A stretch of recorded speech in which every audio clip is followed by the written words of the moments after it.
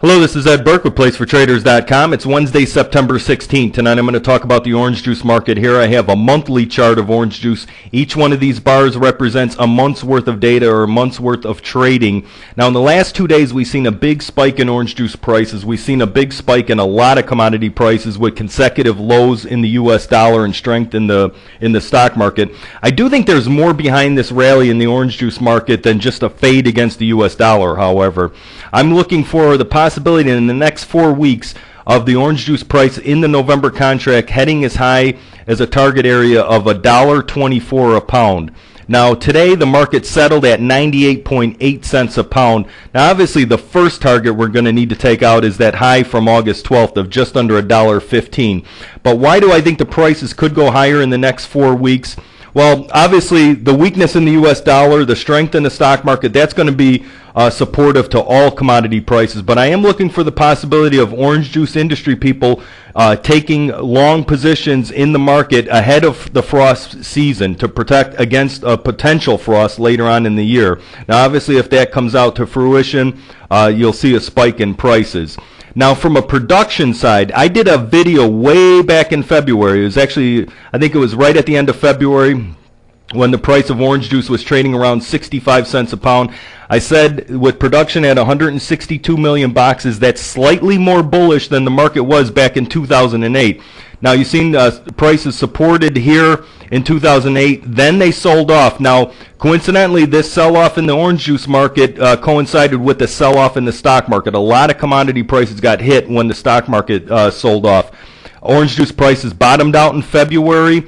The stock market bottomed out in March. So just from a production side, the fact that the market is more bullish on a production side than it was in 2008, the potential for November orange juice, in my opinion, of hitting $1.24 certainly isn't out of the question, but we'll see how it obviously plays out.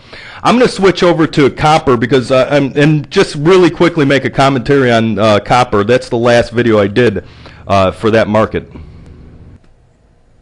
Okay, here's a daily chart of the December copper contract. In my last video, I did it on the 7th. That was actually Labor Day. I did the video. The markets were closed. On Friday, the previous Friday, the market had settled at 286.65.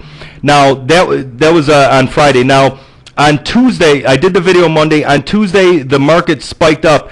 I said in the video that I liked shorting the December copper over 290 and risking just above these highs, around $3. Shorting the market if we had a rally over 290. That Tuesday, the next day after I did the video, the market went as high as 298.10, and then you could see we started selling off from there. On the 14th, the market went as low as 276.25. Now, I also gave an alternative. I said to people, I said, if you don't like shorting into a rallying market, if you only want to short the market on weakness, wait for the market to take out this low at 274.